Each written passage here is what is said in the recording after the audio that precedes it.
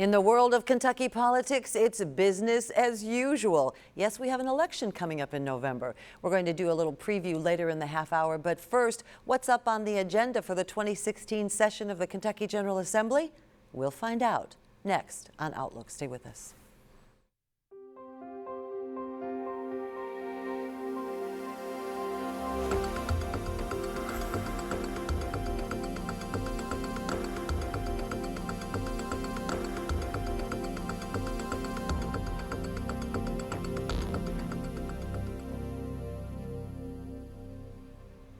Hello and welcome to this week's edition of Outlook. I'm Barbara Deeb. We're so glad you joined us. On the program today, it's politics. So if you don't like politics, no, stay with us because we're going to find out what's on the agenda for the upcoming 2016 session of the Kentucky General Assembly. Joining us in the studio are two regulars. Representative Jody Richards joins us. He represents the District 20 in the state of Kentucky, and always a pleasure to have you here. Thank you. Thank you so much for being here. Representing District 32, Senator Mike Wilson. Thank you for being here. Thank you. So we said just send money and then everybody can go home, right? If only it were that simple. But budget issues are really going to be high on the agenda? Well, they are. The long session, which we're entering now, the even-yeared session is always a budget session, and that's the one bill we must pass. And there are a lot of pent-up needs because of the downturn in the economy.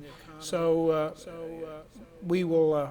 that will be the most debated bill, a very important bill. Of course, the universities feel that it's their time because they have been cut several sessions in a row. They certainly feel it's their time.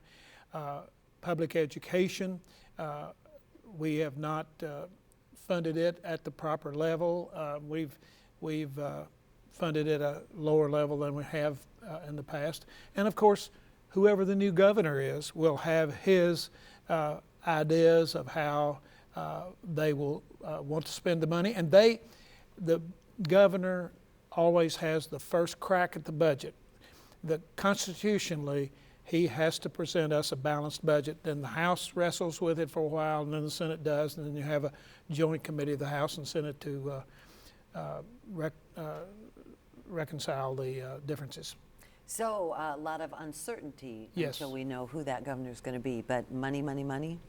Absolutely, yeah. The governor's going to be a huge factor in how the budget's going to look, as you can listen to the candidates. With the governor's election less than a month away now, you know that they have just a short period of time once they enter office to put a budget together. And then, as the speaker said, it goes to the House first, and then we are the last people to get it, and then of course the conference committee. And there are a lot of needs, but we do have some huge issues to face within the second biennium of the budget. We have to start picking up the cost of the additional Medicaid eligibles that the governor decided that we needed to include in that. And so that's going to be a huge issue. I've heard from anywhere from $300 to $500 million. 3 to 500 million? 300 to 500 million. That's what I've heard. I don't know. The estimates are all over the book. They are. You know, with that. But also another serious issue that's been on the agenda probably last couple of years is teachers' retirement. You know, looking at that, the unfunded liability, and that's the issue that just won't go away. Well, it just keeps resurfacing. It is, and in the downturn of the economy in the last 6, 7, 8 years, the two retirement systems have not been able to earn the kind of money that they have been, and that creates a sizable hole in the budget. Then there's some other factors. I really think that the state employees retirement system, over time, we've made some changes, and we're going to have to make some of the same changes for in the teachers. The KTRS. Yeah. So, you know, we know that there's going to be an issue. We're going to look at this, and we're talking about changes. And viewers at home, I'm sure, love to hear these things, right, from politicians that, yeah, this is what it's going to look like. But I think the bigger question is, so what's going to happen? You just alluded to the fact that maybe we're going to have to look at a different way of doing things with the Kentucky teacher retirement system. Well, I think there are some changes that would reflect what we did with the employees state employees retirement system. I think some of those certainly teachers may have to work longer, and other factors that we'll have to do. And you know, it's both of those are very difficult, but we will figure it out. And I do think that the pattern for what has been done for the state employees retirement system can be used for teachers, and eventually it will be better. Now, there's no question that we will have some more money to deal with. The economy has turned around significantly, and Some. What are we looking at? well, you know, maybe it's hard to tell at this point, but maybe 150, 200 million more than we have had. But it's certainly trending in the right direction, which is a good thing. Yeah, the consensus forecasting group, you know, I know they've been meeting, and they will be the ones to give us the estimates on the revenue, and that's usually what the budget is based on. And they've always been very, very close, and fortunately we are into the positive, you know, looking forward, so that's a good thing. But then when you put that steak on the table, right, you got a lot of people wanting to have bites of that steak. Yeah, well, the old joke is, how does a politician shake hands? Hi, nice to meet you. But the speaker will tell you that everybody that comes to see us right now, they walk into our office like this because they want them, you know, and they have good programs and they want to be included in the budget, just a little line item. But it's a lot of decisions that have to be made, and priorities like he was talking about with our universities, education, and other issues that we're faced with that have waited a long time. So that having been said, let's talk about education in the state of Kentucky. Okay, education always is in the fishbowl. You know, people are always looking in and wanting to make sure it's doing what it should do. Well, it is the main funding area in the state budget. Typically, we have spent about 60% of our state budget for public education, pre-K through the university level. This last session, we spent about 56%. Now, that doesn't sound like a lot, but over 2 years, if you multiply 20 billion times 4%, right, it's quite a bit of money. And had we had that money, universities would not have had to be cut, and of course, teachers' salaries have not increased much lately, and we're one of the lowest states in terms of our pay for teachers. We need to improve that. One area that's helped some has been the cost of fuel. That has helped because that's a huge expenditure. Well, it is, and people, you know, I always chuckle when I read those stories about that, because people don't realize, you know, what an effect you wouldn't think, but yes, it does make a big difference. It's a huge factor. Sure. And so I hope we can, our schools have come so far in the last several years, and you'd hate to see that progress halted. Do not want to see that. And around here, we every year when the numbers come out, our schools do very, very well. So we're really proud of what the students have done and what the teachers and faculty are doing as well. And I just want to mention something, and talking about the gas prices coming down, I mean, that's good for us as consumers, but as far as the road plan, see, that's another budget that will be done this year, is the 2-year road plan will be coming out, and that affects, you know, the road fund too as well. So, you know, I mean, I saw something recently, the road fund was down. While the budget may be up, the road fund's down, and so. Yeah, the road fund is funded mainly with gas, fuel tax, and then sales and use on new automobiles. So that's been up a little bit. So maybe that will. But you know, we have done. I'm really proud of what Kentucky has done with its transportation dollars. We have better roads than any state that I know in terms of fewer potholes and better maintenance, and you saw recently that I-65 is soon going to, the final section has been let. So at some point, once that's finished in a couple of years, then our 65 will be 6-lane from Tennessee line to the Ohio River. So I wish that Tennessee would improve their roads a little bit. Well, let Tennessee work on Tennessee. Okay, You got excuse me. Kentucky Yeah, to think yeah. about there, That's right? right. But one of the other issues, of course, is health care. And that is something, you know, with so many changes that took place in the state of Kentucky. You referenced the fact that Medicaid is going to be something that's going to have to get looked at. Right. I mean, the second year of the biennium is when we have to begin to pick up the cost of the extra eligibles that they lowered the poverty rate to, I think it was 130-something%. They put it to, and so now that made a lot more people eligible, and the federal government picked up the tab for several years, but we have to start picking up about 10%. You know, this first year of it in the second year of the biennium. And so certainly that's going to be something for us. But another issue that the new governor is going to face is that the cooperative that they set up to have policies with through the exchange is no longer going to be writing policies. That's going to affect 51,000 of the Kentuckians, you know, in the state that So what are have they gonna insurance do? to. Well, actually, as a part of that, there are more insurance companies that are in Kentucky than have been in 10 years, maybe more than that.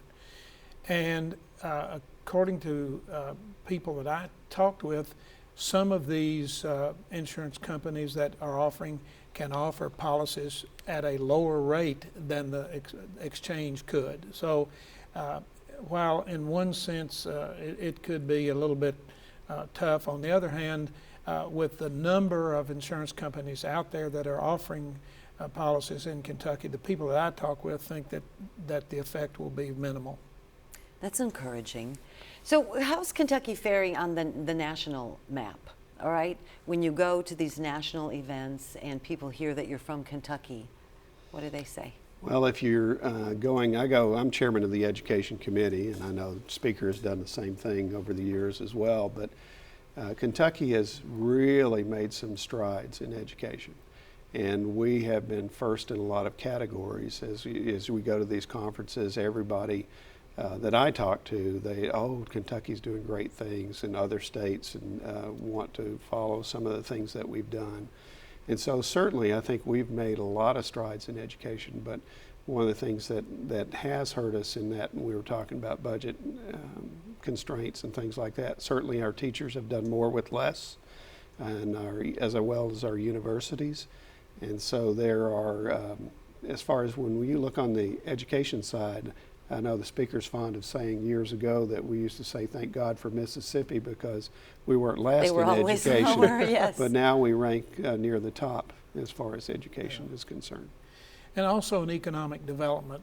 Of course, last year Kentucky won the Governor's Cup for bringing in more industry per capita than any other state. And I recently read a report from the Tax Foundation, and That sounds like a fun report to me, doesn't it? well, it was fun in that our incentives for various classifications like call centers, manufacturing, home offices, those kinds of things, our tax incentives are very, very attractive. And that's one of the reasons that we're bringing in a lot of folks. The one area that we were not competitive with was R&D, research and development. And so I have already asked the LRC to come up with a bill draft that we can make that more competitive in R&D, because that's one area, particularly with the Kentucky Wired, that is intending to bring broadband all over the state in 3 years. If we can develop that broadband situation and then get our tax incentives so they're proper, we certainly need to increase that research and development in Kentucky. We're at a great location. Our schools are good. That would be a nice piece to add to the puzzle. Really nice. So you've asked the Legislative Research Commission, it'll the be a LRS. bill I will introduce.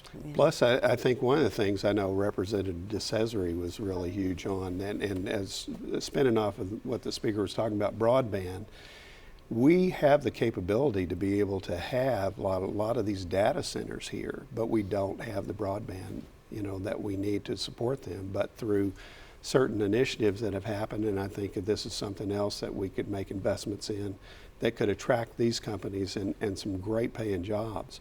And I just want to mention something on the economic development side. I think we're doing is, particularly in our area, we do a great job of attracting companies to our area. But something that's facing all of the United States as well as us is a skills gap. And being in education, face this all the time, where there is such a growing gap and jobs that cannot be filled because we don't have the workers that have the skills, welding and machinist and advanced manufacturing, all of those. And those are great paying jobs too as well. So those are some challenges that we have to face. We've been working, all the legislators in this area, working with the Chamber of Commerce, trying to increase our workforce folks. We have 1,000 jobs here, good paying jobs that we cannot fill simply because we don't have the properly trained folks for them. The jobs that were lost in the last 6 or 7 years, most of those are low-paying jobs, and they're not coming back. What has replaced those are high-tech jobs, or jobs that require advanced skills. And so all over the state, we are working on that. What about locally? We have such amazing facilities in these parts. We're doing better than most, but we're creating more jobs than most people. Okay. So most areas in the state. So our need for those skilled workers is great, and we're trying to figure out how to up the game for all the people that are involved in training, so that we can get the properly trained folks. I mean, these are good paying jobs. Properly trained and get them working for Yes. sure. Okay, you talked about how people recognize Kentucky and they admire what we're doing in education. When you travel outside the state of Kentucky, are people talking about Kim Davis? You hear that?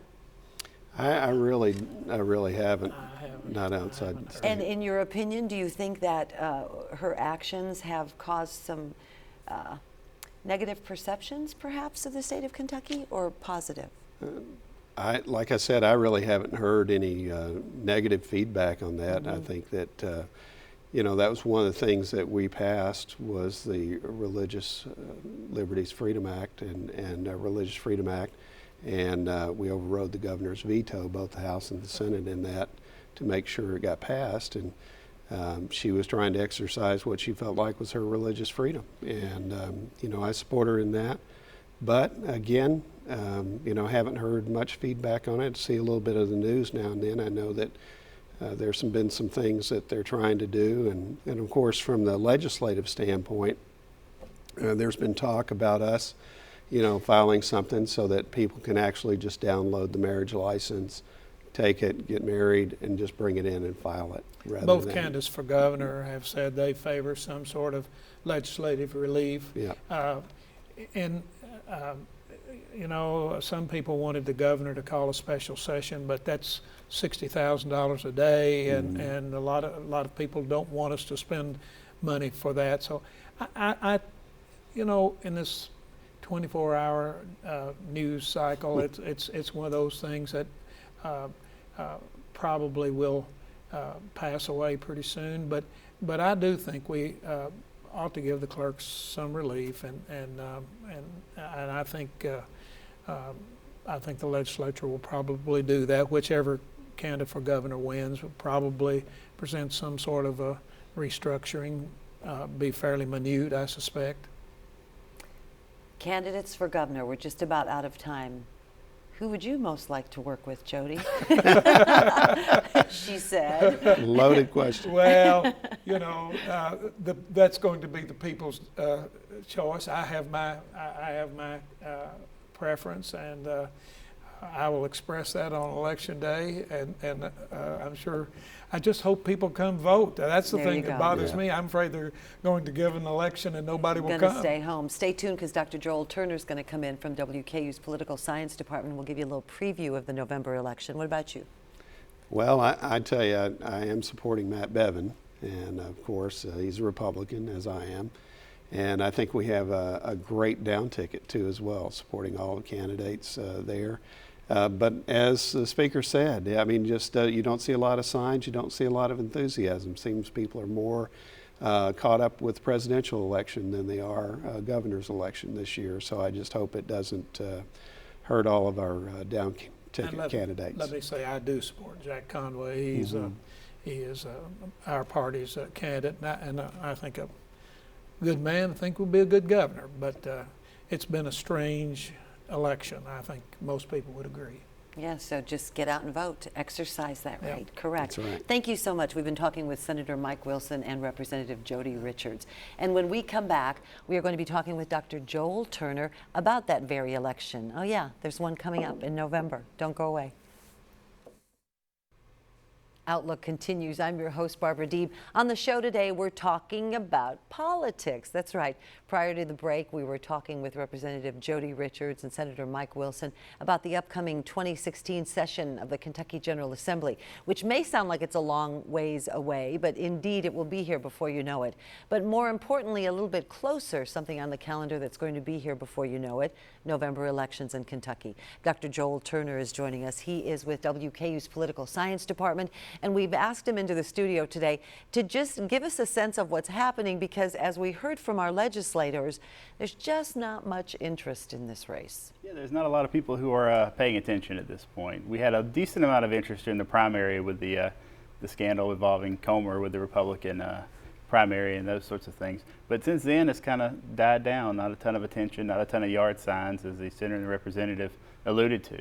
So, and still a lot of undecided voters, which is. So, do you think it's just the nature of the beast as we approach one of these kinds of elections, or? Well, to some degree, it's a little late in the game to still have over 20% undecided in seemingly every major state race that we have. Not a lot of separation with any of the candidates, so it's a real fluid situation. So you really, I mean, so at this time to be 20% undecided, and again, it depends on what polls you're listening to or looking at, but that's been pretty constant, hasn't it? Yeah, there hasn't been a lot of attention. It's a unique situation too, because there's a lot of attention that's been devoted since the primary to Senator Paul and his presidential run, and Donald Trump has sucked up a lot of air in the room as it relates to politics just across the board. So some of the Democratic nominees for president, or candidates for president rather, having a hard time getting attention, much less some of the state candidates in Kentucky. Well, those state candidates in Kentucky are still going to be there, and come November, that you can go and vote. So what kind of effect would it have if Kentucky voters do this apathy thing and just don't show up at the polls? In whose favor is that going to work for in the gubernatorial race? It's hard to say. I would imagine that both candidates are pretty well known. Conway has a slight lead, according to the polls, among likely voters. So if those are the people that show up, I mean, it bodes well for him.